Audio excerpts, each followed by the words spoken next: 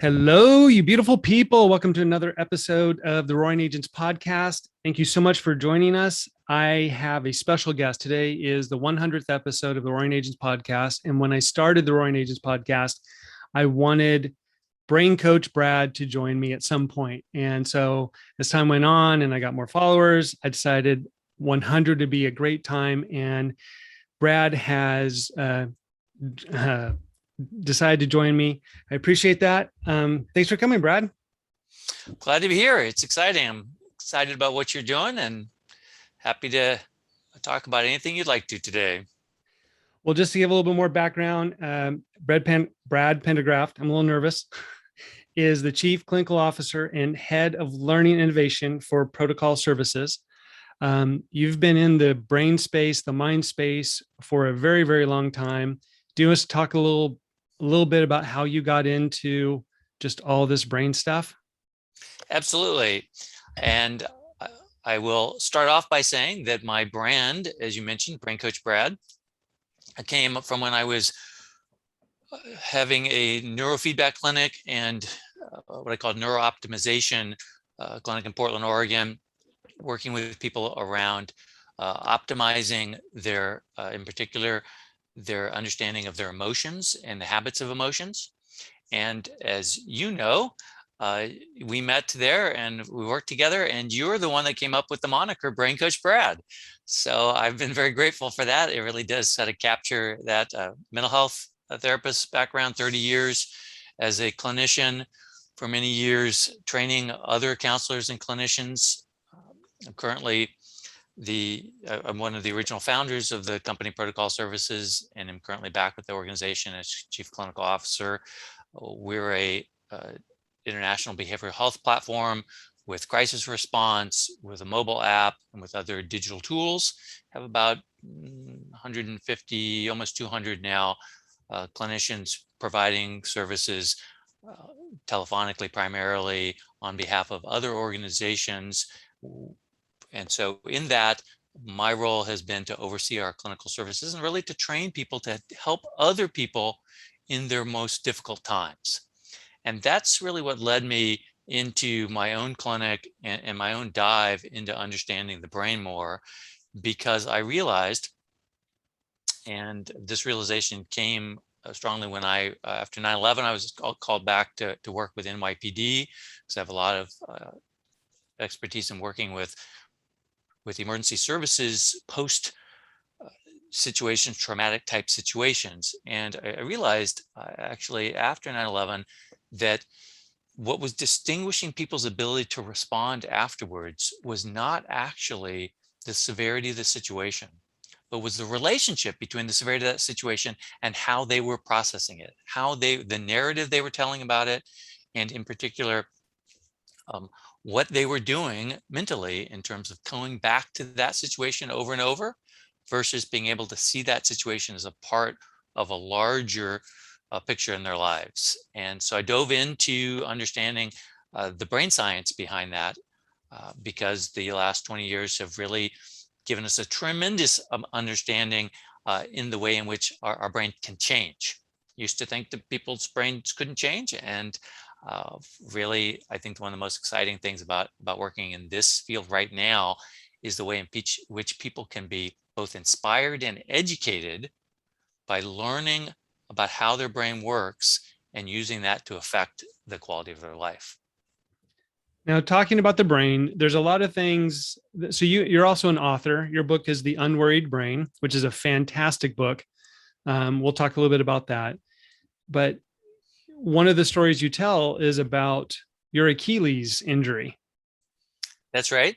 And I think that is when talking about controlling your mindset, controlling your reactions, to get to that point that you could actually do surgery without anesthesia. That's right.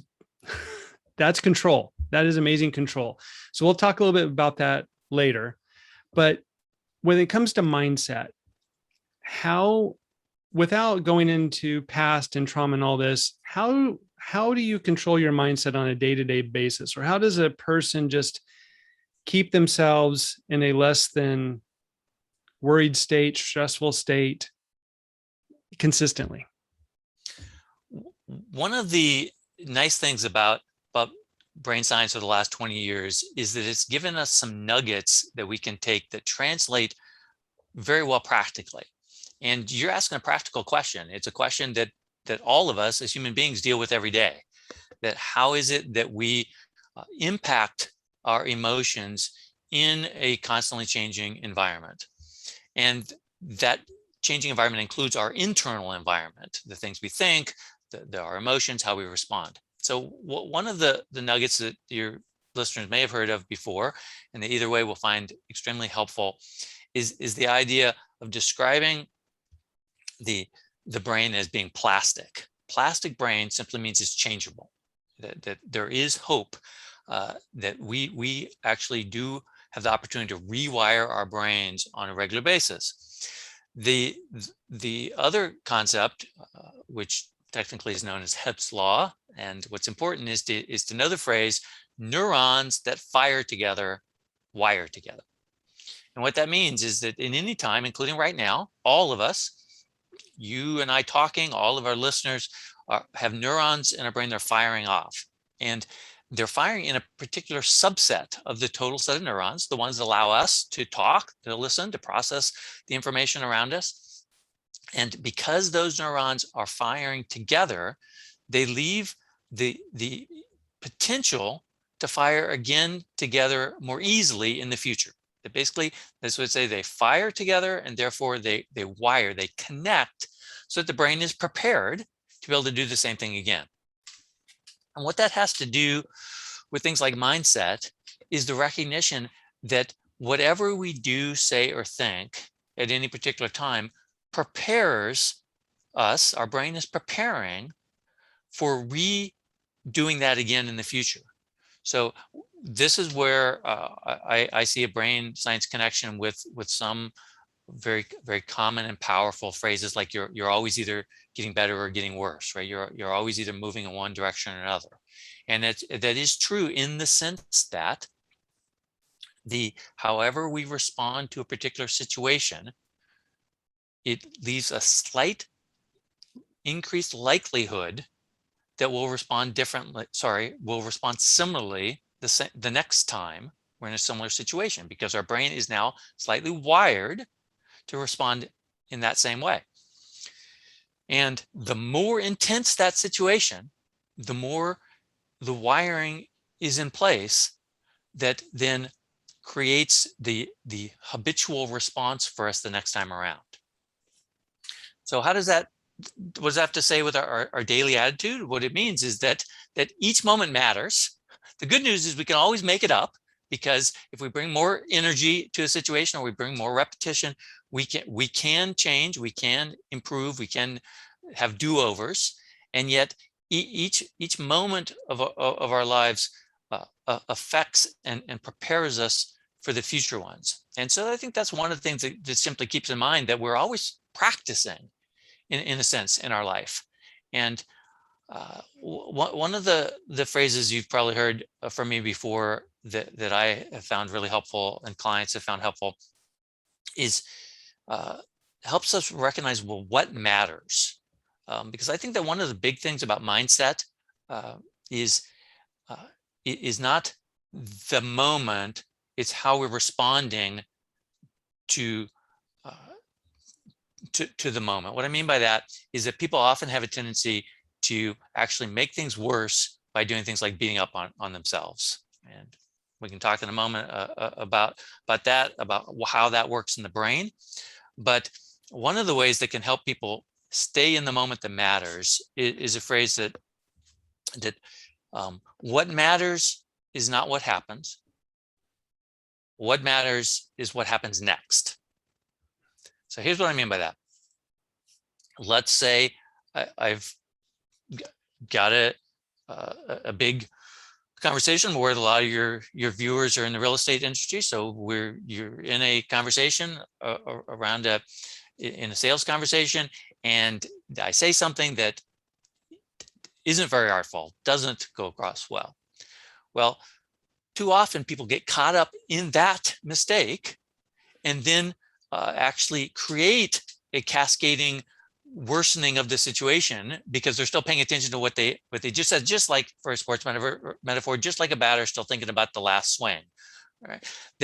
And so by remembering, well, okay, that's what just happened, but that's no longer what matters. What matters is what happens next.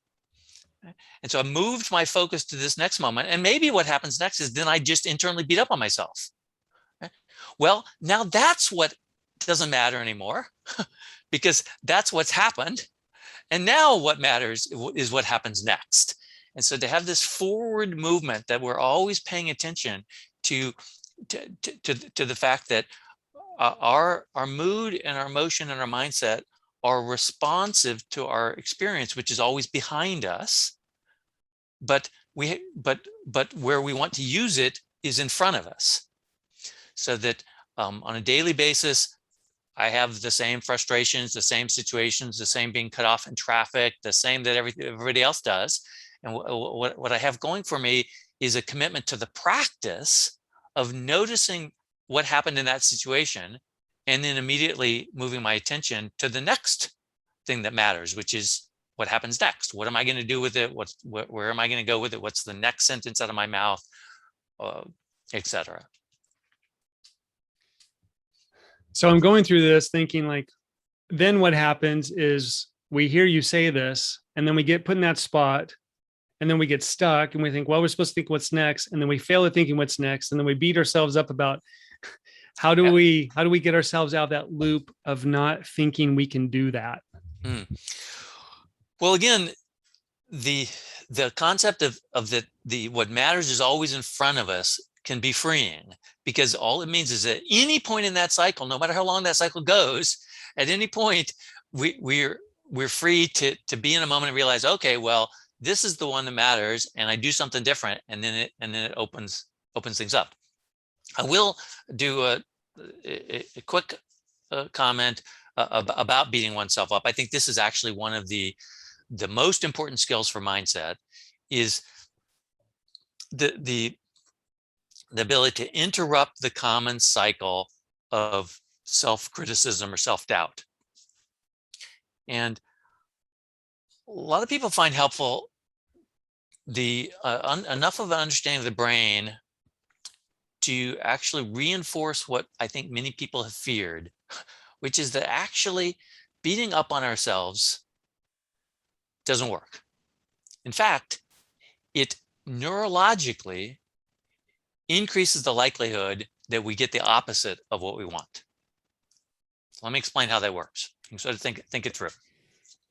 Let's suppose we make a mistake of some kind, something that we didn't want to have happen. Okay, and many people in that case get upset at themselves, either internally or sometimes externally. Now, in the most generous interpretation possible, help me out on this one. In the most generous interpretation possible, what is it that would motivate someone to get mad at themselves, beat up on themselves, curse, yell, hit themselves, whatever we do internally in that moment? They're trying to show other people that they care.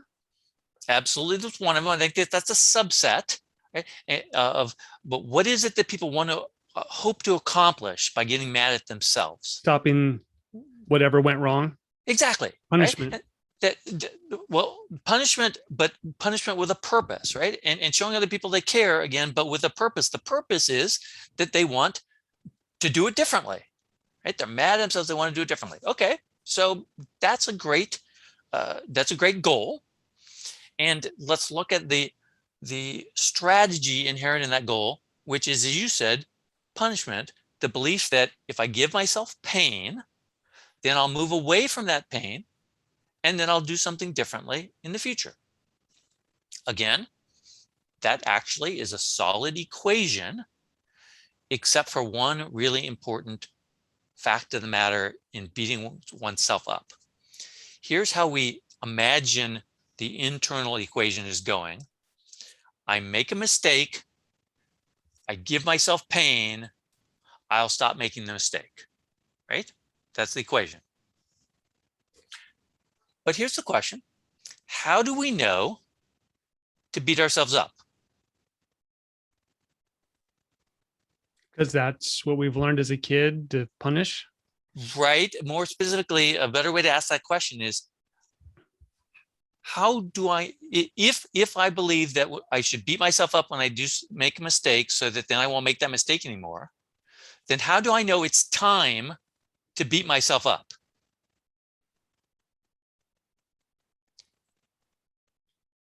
After it's happened? Exactly, right? So I have to be aware of the mistake. Yes? Oh, yeah. So in fact, one of the best examples is a pretty common one for people. If you've ever forgotten something, you walked out of your house without your keys, you maybe live in a condo and it's a 5-minute walk to your car, or you're in a situation where you were supposed to have a combination for something and you've forgotten it. So you can't beat yourself up in that situation when you've forgotten it, because you don't know you've forgotten it, right? Mm. You beat yourself up when you remember that you've forgotten, right? You get to the car, you're like, I don't have my keys. But at that moment, you haven't, the thing that has just happened in your brain is not that you've forgotten to bring your keys. The thing that just happened in your brain is that you remembered that you forgot. You became aware. Right. So the pain in beating yourself up is not being directed at the immediate instance of the mistake itself. Instead, it's being directed toward the awareness of this situation. And because we are in fact right that our brains and our personalities move away from pain, then what's happening is we are learning to avoid the awareness of the mistake, not the Wow. mistake itself. Right. And so if you, again, you think about the forgetting example, if you do that often enough, you can see how you are actually wiring your brain to go longer before you remember that you forgot the thing. Because your brain's going, I think of my brain as a lot of little people in there. They're like, hey, you're going to tell him? I'm not telling him. You know what's going to happen. He's going to yell. He's going to scream. He's going to cause all this pain in our body. And that's painful. We'll never realize this time. We'll just hold off on it. And a metaphor, one of my clients once gave a great metaphor when he realized this. He said, oh, because he says, it's like I have a dog, and when the dog runs away, I'm angry, but I don't yell at the dog until he comes back. I'm teaching my dog, if you run away, whatever you do, don't come back. So if in fact beating up on ourselves then creates this loop where we're actually interfering with our own processes of doing what we want to do, then how do we break that cycle? Because I think of practical neuroscience, practical brain science is really about informing us better in the creation and the changing of habits. One of I think the most powerful things that I say is that we create habits for survival, but we have to change those habits for thrival. Which, not really a word, but I think it's cool, right? It is. So if we're going to thrive, we can't just take the habits that we learned, because they were learned in different situations, often as children, or learning from other people who were simply doing the best they can, who were not necessarily the best teachers. And so we may survive by the habits that we have, including things like beating up on ourselves, but we're not going to thrive. So practical brain science is about changing those habits intentionally so that we're picking the ones that help us better thrive. And you mentioned my book, The Unworried Brain, which is a little bit of a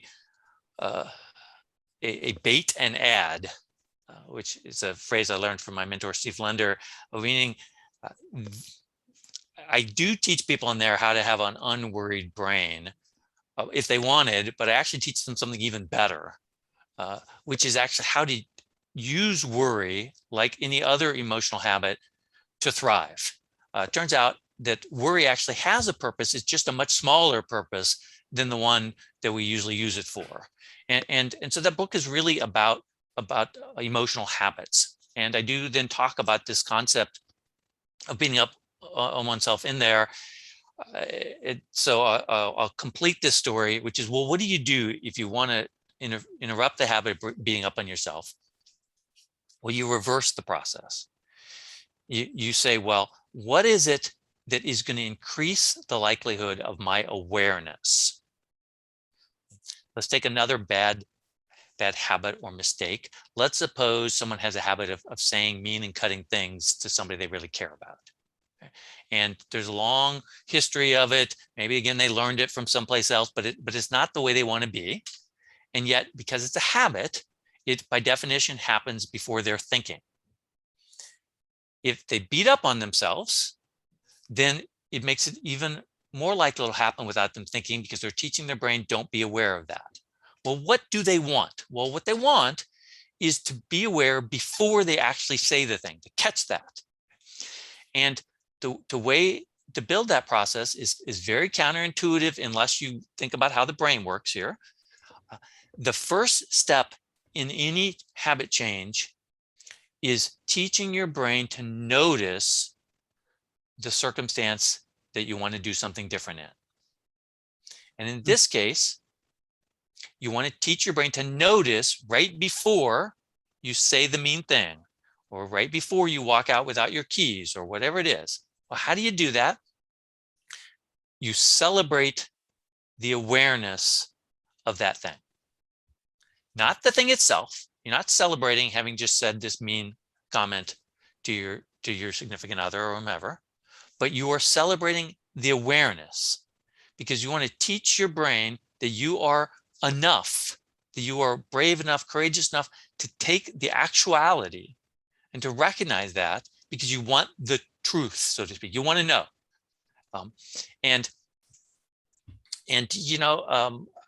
As you know, I like humor in these things. And so I find myself, I joke with my brain. I currently live actually in a floating house, and there's a little bit of a walk up to the land and to my garage. And especially in the last couple of years of the pandemic, I rarely carry my car keys since I have a home office.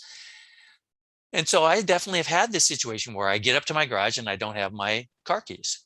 And I practice like, ha, yes, I just realized I don't have my car keys. This is so great, brain. You just told me I don't have my car keys. This is so cool. It would be great if I realized it like earlier on the ramp. I mean, like that would be okay too. Or, if I want to remember, like when I'm still in the house, that would be cool. But yeah, this is, and as funny as that sounds,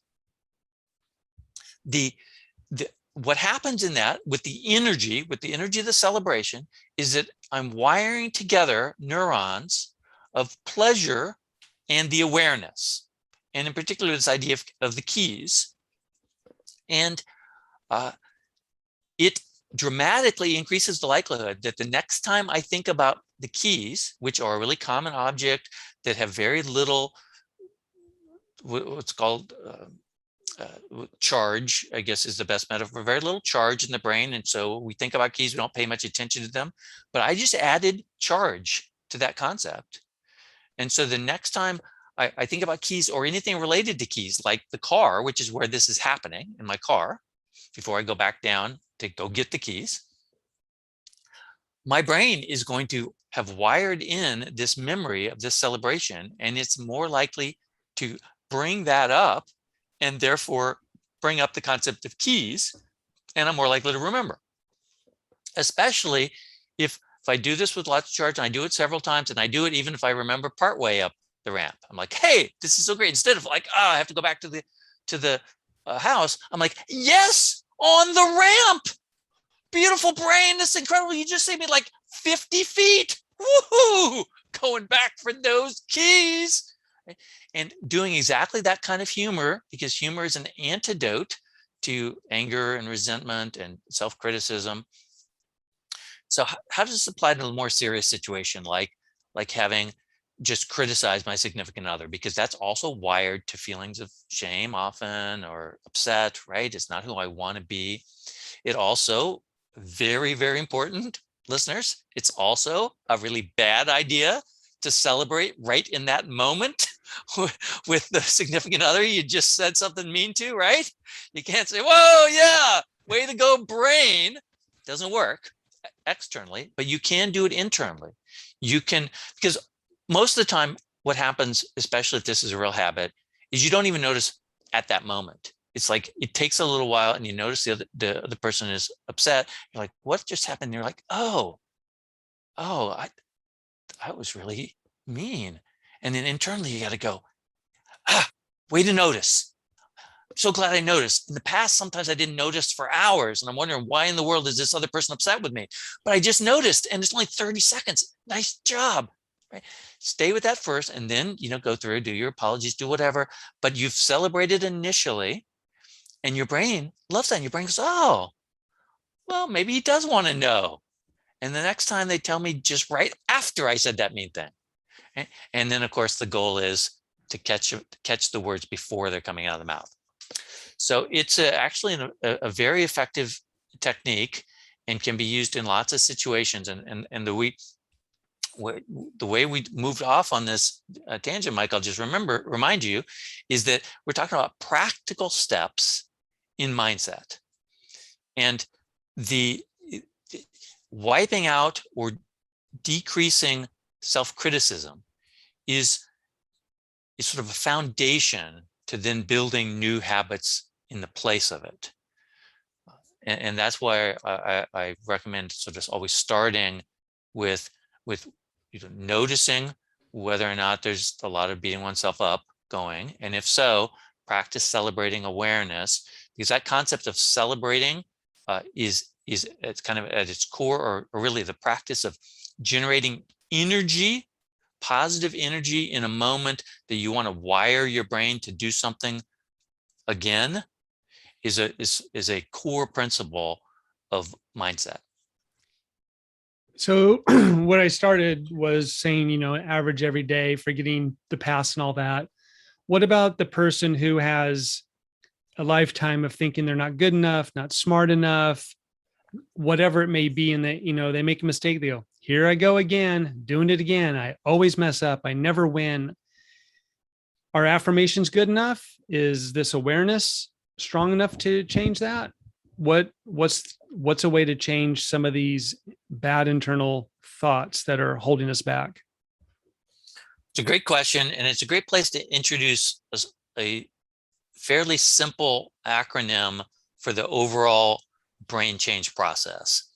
And my book is sort of built as a core around this, and so I'll just talk a couple things about this. But I borrowed the word FI.R.E.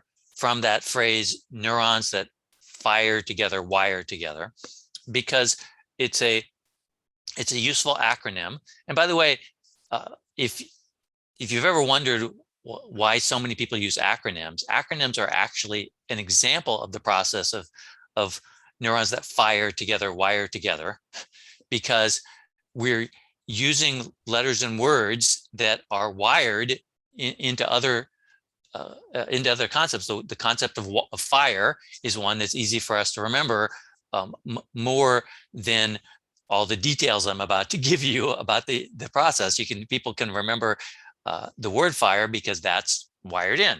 So just real quick, the acronyms for FI.R.E. It's a 4-step process to change, and the first letter in the acronym is a little bit of a stretch, but it's to find. Right, you have to find the situation. The reason this is important, and back to your person who has a lifetime of, let's say, of self-doubt or a narrative of I'm not good enough, is that habitual thinking, by virtue of being a habit, happens without notice. And so in order to change, you've got to find that moment first and foremost. Anything you want to change, you've got to find the moment that you want to institute the change. If the habit is of criticism, like verbal criticism, you've got to find the moment before you say the words. If the habit is leaving your keys in the house, you've got to find the moment before you walk out. So your brain has to notice it. That's the F. Then the I is you've got to interrupt the old process, because habits are moving along on their own energy. And so back to your person here, they need to be able to interrupt this negative narrative.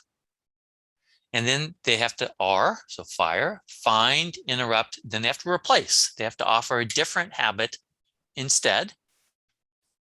And by the way, sometimes the exact same thing can be enough to find it, to get you to notice it, interrupt the process, and replace it at the same time. That's why celebration is one of the really fabulous ones, because celebration helps pull your brain to noticing it. A celebration interrupts the old process, and then it often is what you would prefer to do instead of the old thing. But not always. Sometimes the replacement is a new activity that you want to do instead. So you don't want to just celebrate. You also want to grab your keys and have them with you every time you leave the house. Or you want to not just celebrate right when you notice you're about to say something mean. You actually want to say something different instead. So you have to replace the habit. And then the E in FI.R.E. is for exercising it. You have to practice it. There are two ways to generate habits. I've mentioned them both, but mostly so far I've mentioned this idea of how much energy you put into something. The more intensity there is in a situation, the more likely it is to generate a habit. And then the more often it's repeated. The repetition, those are the two things that we have as tools to more quickly build a habit. So going back to this person who has a well-developed, well-practiced, well-exercised habit of interpreting situations as a pattern in which they have been inadequate. What would they do about that? Well, the first and foremost thing is that they coming back to the very first things I said, is that they can realize that each time they're in the process, they're either wiring it more or they're going to chip away at the wiring by doing something different. So every instance gives them an opportunity to do something. And every instance then in that moment is what matters. Whether they did it poorly before doesn't matter anymore. This moment, they have an opportunity to activate their FI.R.E. process and do something different. And so the first thing I would recommend in this case is the same as in the beating up on self, is to practice celebrating awareness. So anytime they notice this narrative of I'm not good enough, first thing they would do is celebrate the awareness of it. An important distinction, right? Again, it's not the celebrating of the process itself. It's not the celebrating of remembering trauma. It's not the celebrating of doing things poorly. Those things have already happened by the time we're aware of them. And so what we are doing is thanking our brain for becoming aware, because the awareness is necessary to change. So the narrative is, even if it's not beating up on myself, if the narrative is just, oh, there I go again, no surprise. Of course, right? You hear people say all the time, by the way, this is a challenge I'll give to your listeners here. Notice your use of the phrase of course, and ask yourself, does it support your thriving and your mindset? What is of course in your life? When a new prospect calls because they've heard something good about you, so, well, of course, absolutely. Or is it when you swing into the front row at a Target and you see a parking space right in front of you? Is it, well, of course, there it is. I've never thought about how often that is in a negative connotation. Absolutely. People just say, well, and then of course there was traffic on my way to the office, and then, oh, this is a terrible situation. And then of course I got pulled over. Right? Why is that? Of course, that narration is, it's only consistent if there's some underneath an insidious belief about an unfriendly world, an unfriendly environment. Well, no. And so how do you do this? Every time you notice, of course, you celebrate your awareness of it. Oh, I just used, of course, in the negative way. And then you start practicing. So I'd celebrate that. And then anytime you see something going at all your own way, just practice like, well, just the person in front of me just stepped out of line to take a phone call. Well, of course, I'm one step closer to the Starbucks. Just to practice wiring that phrase in to that. Which reminds me, if we have a chance, I'll tell you something similar about the phrase feedback before we go. All right, but that we're with this person, they have this inner narration. Well, of course, there it went again. Well, the first thing they do, celebrate their awareness. Oh, there's that old narration. By the way, that's another, just a tiny little beneficial linguistic strategy there. Begin to call that an old narration. It's an old strategy. I used to have that narration, including as recently as 10 seconds ago, but that's still in the past. And by saying I used to do it that way, you're pushing the identity out, it's separating it from you. So, oh, hey, way to go, brain. You just noticed that old narration. Nice job. Even if it's just like, oh, way to go, brain. Nice job. That's better. But if you can get an internal touchdown dance going, then that's even better. Like, okay, I just noticed that. All right, way to go, brain. Now I have an opportunity to do something about it. So that's the find. Then I want to interrupt that process. There's a whole bunch of ways to interrupt it, and celebrating almost always interrupts the energy.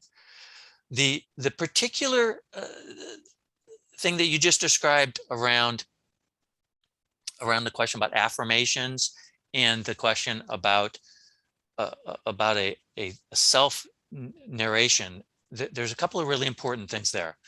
I've been paying a lot of attention, ironically, lately to the concept of attention as a mindset tool, because what practical brain science tells us is that there is always more information in our environment being processed by our brain than we can actually pay attention to. Whatever we are paying attention to is a tiny subset of everything that's going on. And anybody can prove that to themselves by, if you're listening to this, don't do this if you're in a car, but otherwise you can pick one point in your environment and then just zero in on it and pay really close attention to it and notice everything about it. And then if you do that for just a few seconds, and then you keep your eye on that same attention point, and then notice what else is in the environment that you can also see. Realize there's all kinds of other information in there that you began more or less successfully to filter out by telling yourself, pay attention to this thing. So that's always true. And our inner narration, our story about our lives is one of the drivers of our attention. So in this case, our mythical friend here will have been driving their attention toward the things that have gone poorly by their belief, their expectation that this is just how they are. So they need to affect that attention. And one of the most powerful ways to affect the attention, well, let me ask you, Mike, like, what's one of the most powerful ways to affect your attention? When did we meet, by the way? When did we meet? Okay, stop right there. Where's your attention? Into when? Yeah, your attention moved to remembering when we met, right? Right. Right.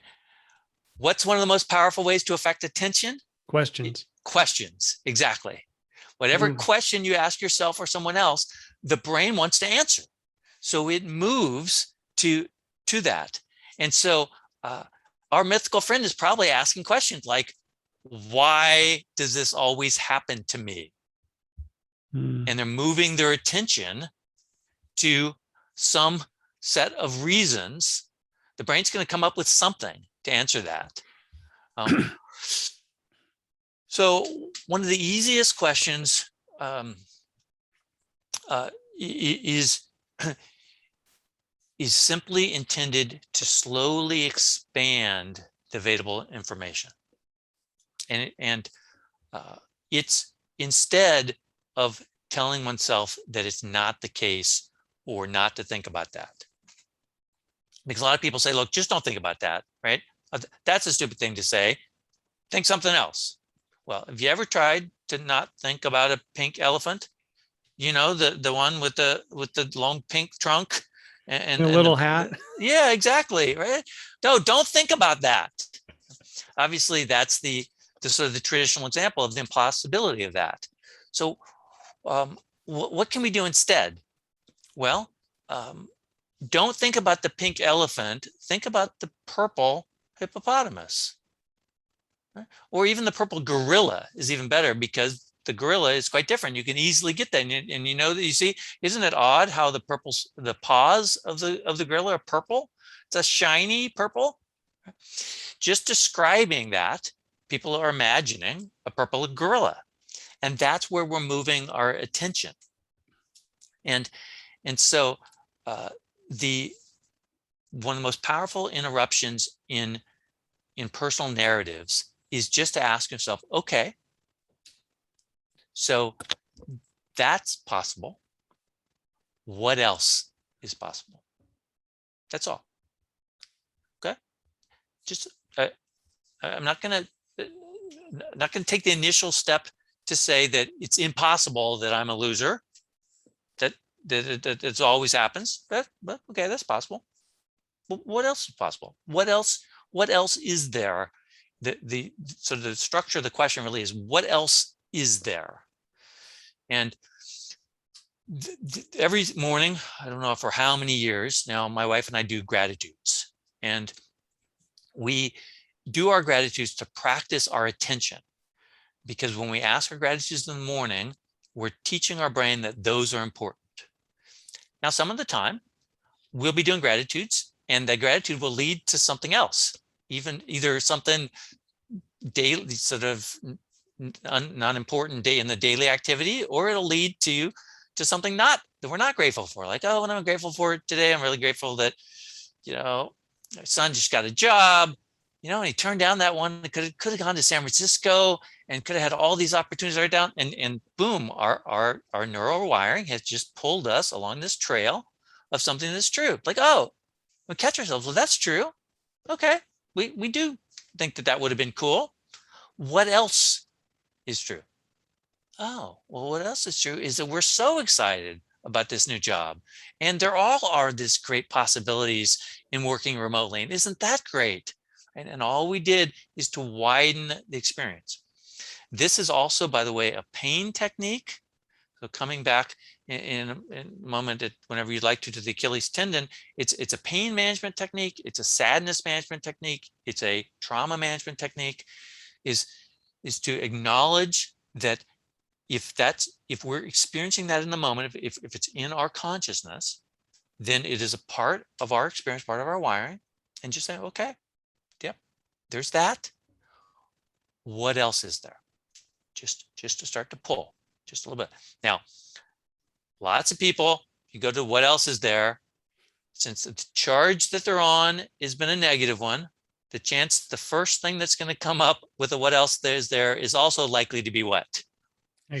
Negative in some sense, because it's connected, right? So what else is there, right? What else is there is this is stupid. What else is there is that I don't know if this is going to work. What else is there is that also I don't have any money. What else is there is that I'm scared of the future. And that's okay. Just acknowledge it. Like, okay, all right. So, and you're starting to pull. And what happens is you get used to this pretty quickly. Is that it's like, what else is there? You know why you're doing it, and so your brain starts looking for what else is theirs that can give you something that you need. They can give you gratitude, they can give you opportunity, and give you possibilities, and it's really a possibility-driven question. It's not necessarily a positive thinking question, which can be very effective for some and less effective for others, but it's a possibility question. And possibility thinking can work for all of us, because possibility thinking is a nuance. It's not saying that everything is positive, because I actually think that's not a very good description of life.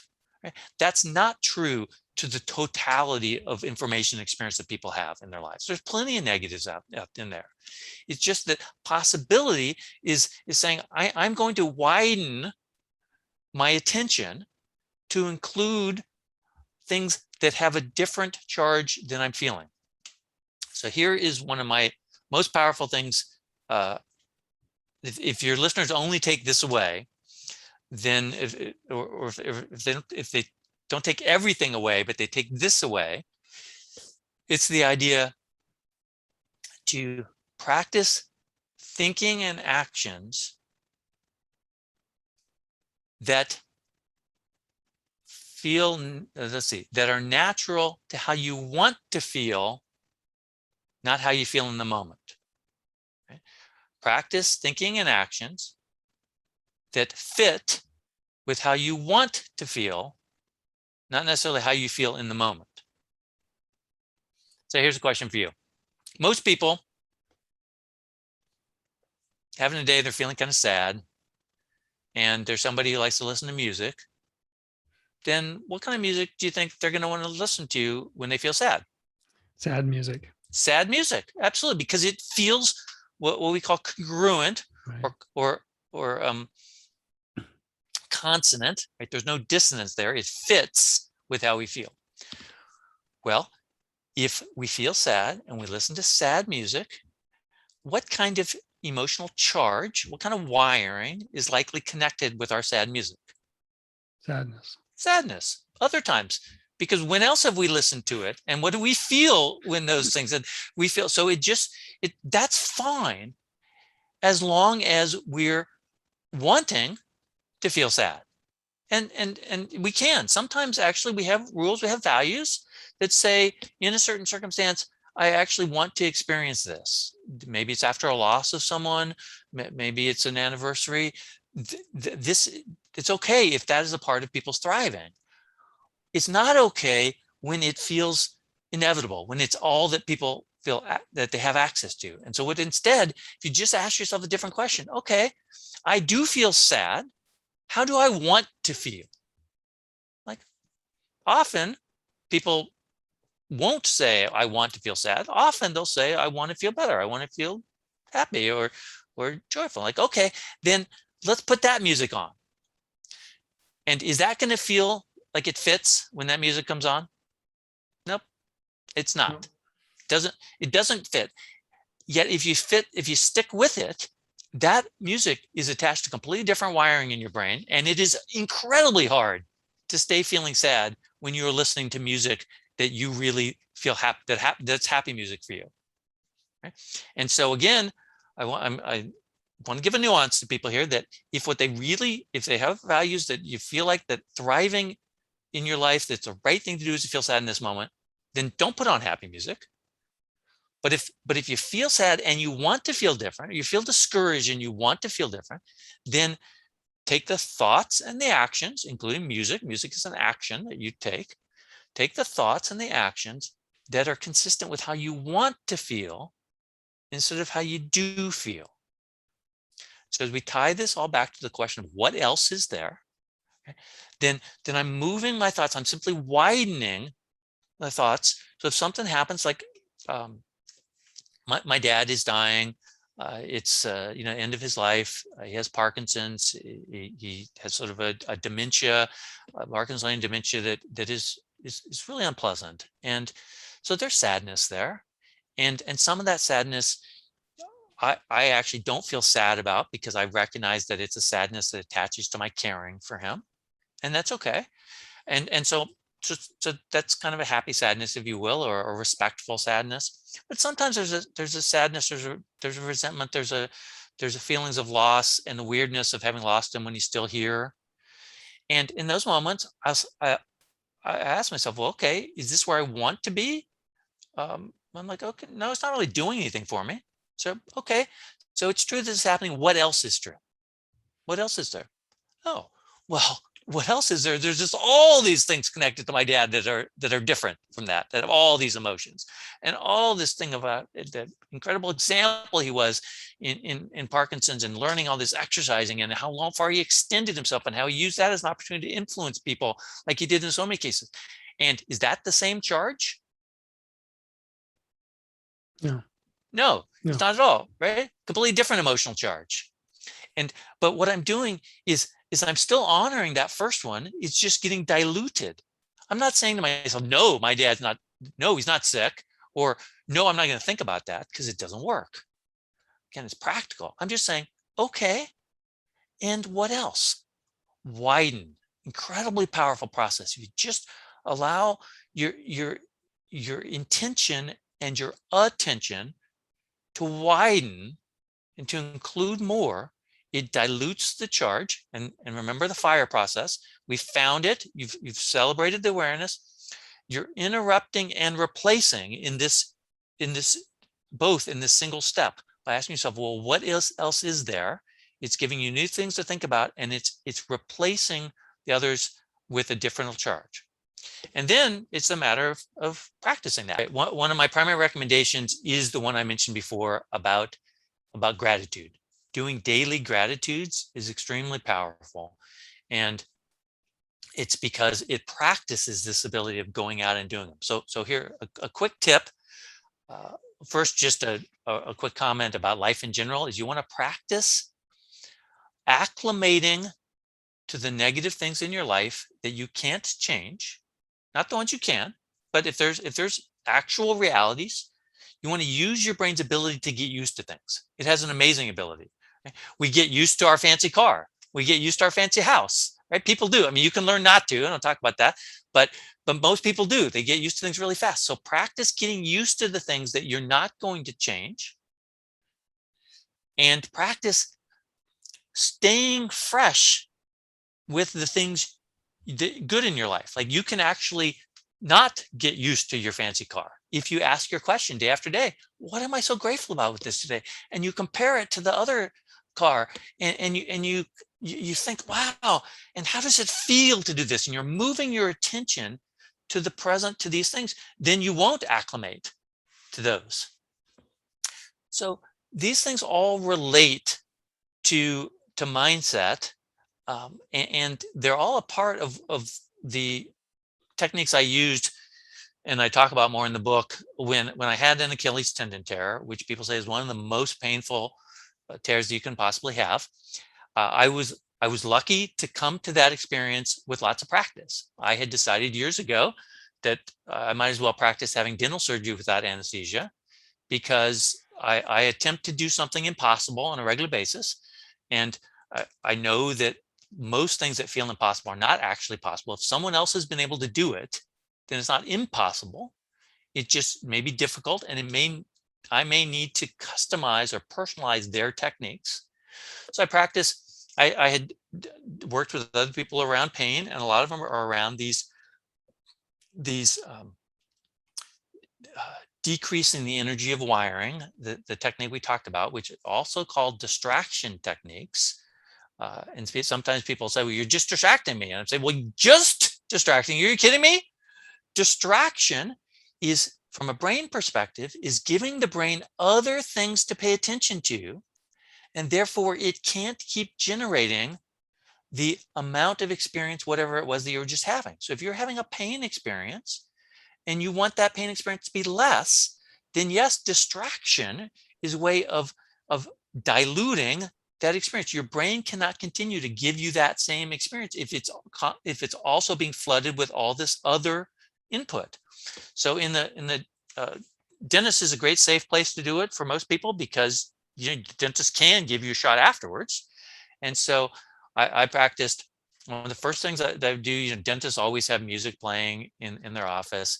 And you want, by the way, since your brain and body are bilateral, wherever pain is happening, if it's pain you're wanting to distract from, you want to generate sensation as far away from it as possible. So if you jam your right, this is left, you jam your left thumb, your other right one, jam your left thumb in something and it hurts, then you want your attention in your right little toe.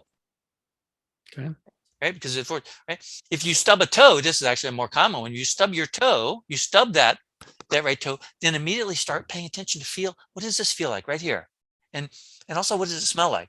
Just I'm smelling my fingers, and there's not a smell, but my brain is moving to, and it's generating all these sensations and attention, and it's really much harder now to feel the pain of a stubbed toe because I'm generating opposite brain, different part. And so in the dentist chair, where I just started was when there's drilling happening, I'm listening to the music and I'm attempting to play the music with my toes uh, as the drilling is happening. And whatever music is happening, I'm paying attention, and you're pulling all your attention down to your toes, and you just can't get as much of the intense experience. So that's where I started. I also have done a lot of self-hypnosis, and with the Achilles tendon, it's actually two processes. When I actually injured it, I had to use the uh, my ability to actually affect the brain itself through incredibly vivid visualization. Right? My trainer and I were alone in a big room. He said, "Brad, I think you've done something really bad here, but I don't want to leave you. But we need to get ice on this." And I said, "Okay, I'll ice it." And I took this many years of practice of incredibly vivid visualization, which when you visualize something, I call it sensorize, because you imagine the visual, the smells, the feel, all your senses. It activates the same part of the brain as the experience, everything except the motor cortex. It doesn't actually do the experience, but you, in a brain scan, you can actually see, even in EEG, you can see the same activation as the experience. So practice vivid visualization, and actually over many years practice, I'm holding up a Scotch tape thing here, and then I close my eyes and I want to see that same green and black pattern, and there's a little red there and the word Scotch, and then I call it, oh yeah, the 3M is in red, and there's yellow up there, and then I'm going to see it again. So practice, I've actually practiced this. So the pain is a really intense experience, and so that really hurt the moment it happened. I was laying there, and I said, I'll ice it. And so I took myself into this vivid visualization of laying outside on the steps. I can see it right down in my mind, on the steps of the gym, and it was snow, and the snow was falling everywhere. And I took a really big pack of snow and I jammed it onto my leg, and I could feel, oh, my fingers were feeling cold because they're holding it to the leg. So I practiced that, and my trainer freaked out. He said, "Brad, what's going on?" And because the temperature on my leg actually started to drop Wow. and the swelling reduced.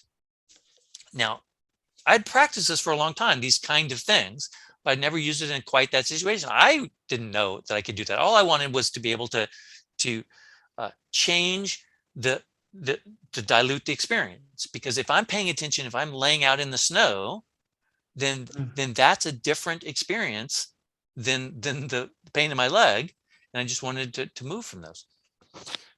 In surgery itself, I did something a little bit different, which is I practiced a form of self-hypnosis to dropping into actually there are a lot of similarities into it, different from the dentist experience, but like the gym experience.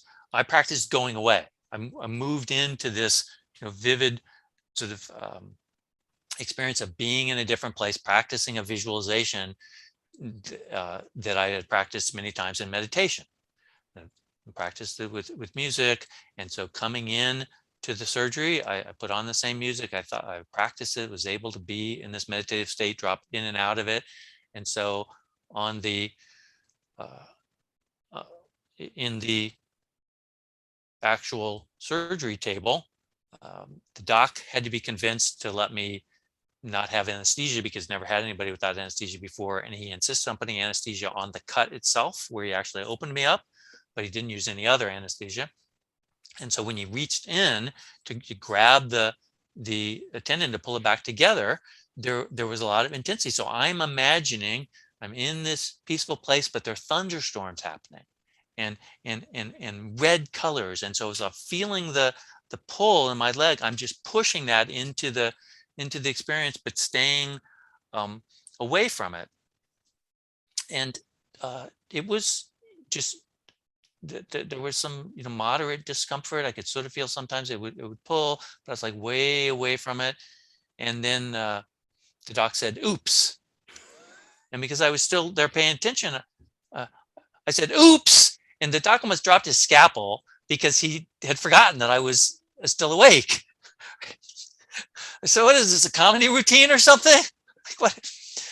But fortunately, he had an answer. Either he was quick on his feet or he was telling the truth. He said, "No, it's nothing about you. We just heard that the next patient showed up and had just eaten dinner, and so we're not going to be able to have surgery." I'm like, "Okay, doc, that's great. I'm going back, to my happy place." So those are examples of the FI.R.E. process if you think about it, because in both cases, both when I injured the leg and in the surgery, I was doing things to interrupt the common pattern, because the common pattern in that case is pain. Okay? And so I'm interrupting it by giving the brain a whole bunch of other things to pay attention to by these really vivid visualizations, centralizations. I practicing them, and then that is also both the interruption and the replacement. I'm taking my attention and moving it to another place. And as I say, the E there is exercise. It helped that I had practiced them a lot beforehand. It's harder to do from the beginning, and why I suggest things like the example I just gave of practice seeing things, calling up memories. My wife and I have a practice where we regularly say, "Okay, what was the what was the best thing happening in summer of 2017?" And then we have to call back and do that, and then we'll start to describe the experience and get ourselves into it. This is also, by the way, how to make your gratitudes more powerful, because we talked about acclimation. People can acclimate even to something like gratitude. You have a little gratitude circle. If people have done it regularly together, we'll say, "Brad, what are you grateful for today?" "Oh, I'm grateful for my family." Next. I've had this problem. It gets consistent. I've had to change it up and give some rules because of that. Exactly. And so the best rules are that people have to give 3 specifics. Right. So I'm grateful for my family the way that, and you have to drop into the way that, and then that pushes them to say, "Oh, well, the way that my mom, even though she's doesn't remember things as well, she's really present in the moment. And then she has my sister-in-law who she lives with also hear the good news so that she can be reminded later." And so it's really cute. "Okay, your mom says that was really great. Now tell me too, so I can remind her later." Right? And so, by the way, that's also an example, if you notice, of emphasizing some of the elements of a painful situation, the parts that I want to pay attention to, that sort of the cuteness of it, and the fact that she's still present in it. You can describe that same situation and pay attention to different things. Pay attention to the fact that she doesn't remember, as we've talked about, but that's not the emotional charge I'm interested in. Okay? So that the paying attention to these things, and there's another thing that I haven't heard anywhere else that my wife and I do, which is that we will actually practice setting ourselves up to remember things in the future. So this morning, as I said, we live on the river. This morning there were the geese flying right down in front of the house, and they just hover right above the water and just fly through. And in situations like that, I'll turn to her and say, remember when we were living in the floating house, and how that that October of 2021, and the geese, they came down right on top of the river, and it was it was right after that windstorm. Remember where we lost power, and they were right hovering across it? She says, "Yeah, I remember that." And what we're doing is we're using the linguistic constructions of positive past memory. We're applying them to this present experience, and thereby making it easier to pull back up, because we're pulling it up even as it's happening.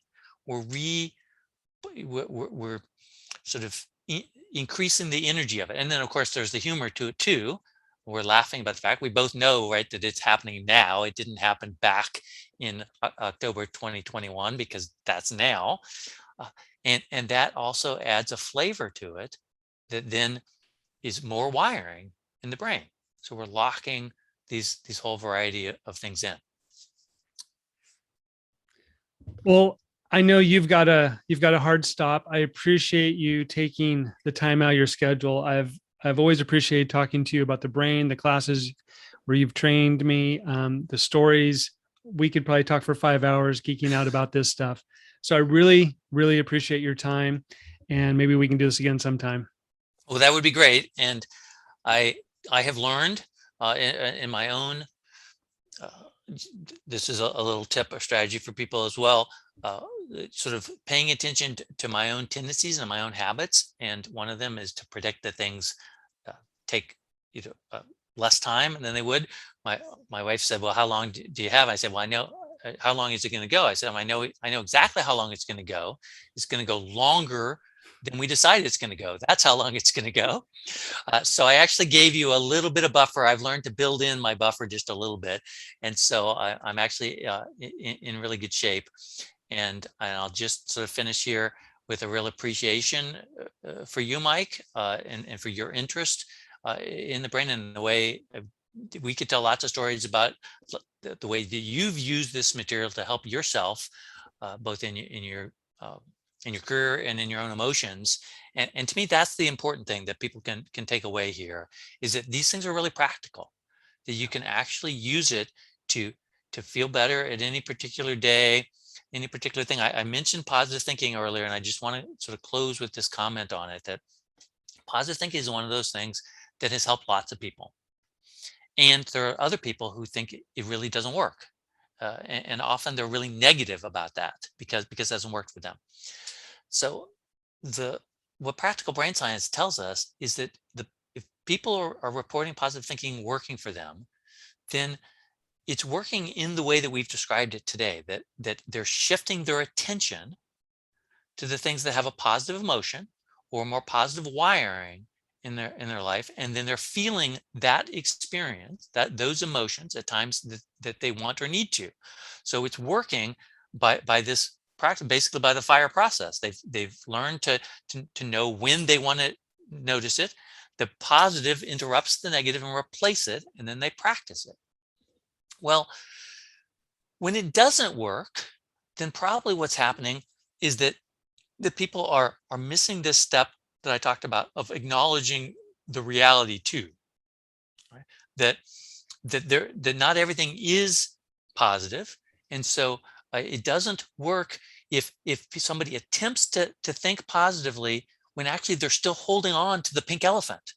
They're still remembering the negative, the trauma, and then another part of them is noticing the constant and feeling like the positive thinking might not work, and so they're also tapping into the negative, that sort of the doubt wiring in their life, right? And so they're diluting that positive that they think they're thinking, and then they don't feel positive afterwards. Well, no wonder, but that's okay. That's why nuance and question like, well, what else is there, can allow to find the positive while still respecting the other things. And either physical or emotional pain, we don't actually need for it to go away. In some ways, certain kinds of pain, they don't go away. Right? What we want is them to not be the primary flavor, if you will, in a metaphor, in the meal of our lives. They actually can offer spices, a deepening of things to feel like you're being honest in your understanding of the world, that is complex, that there are things that you wish would have been different. But then there's all these other things that you're actually really glad about. And what else is there? And what else? And as you pull that, then all the other flavors get to be in the meal. And I think that is the power of practical brain science, in the recognition of where your attention goes. People say where your attention goes, energy flows, I would say, well, where your attention goes, your emotional wiring is going to get activated. So practice adding your attention when you don't feel like that you can replace it. You add the attention, and the more positive pieces that get added, then the painful or the negative piece just has a smaller piece to it, and you'll find that you can actually start to build the mindset and the life you want, one step at a time. And as you do that, then there's more and more to be grateful for. It becomes easier to build your attention. You've exercised the FIRE process more and more, and then you find that you're building more of the habits that help with your thrival. So I hope this has been helpful for you, Mike, to revisit this conversation. I always love it. And listeners, I hope this has been helpful for you too. Go out and just practice one new habit at a time. Awesome. Well, thank you so much, Brad. Absolutely. You're welcome, Mike. It was a pleasure.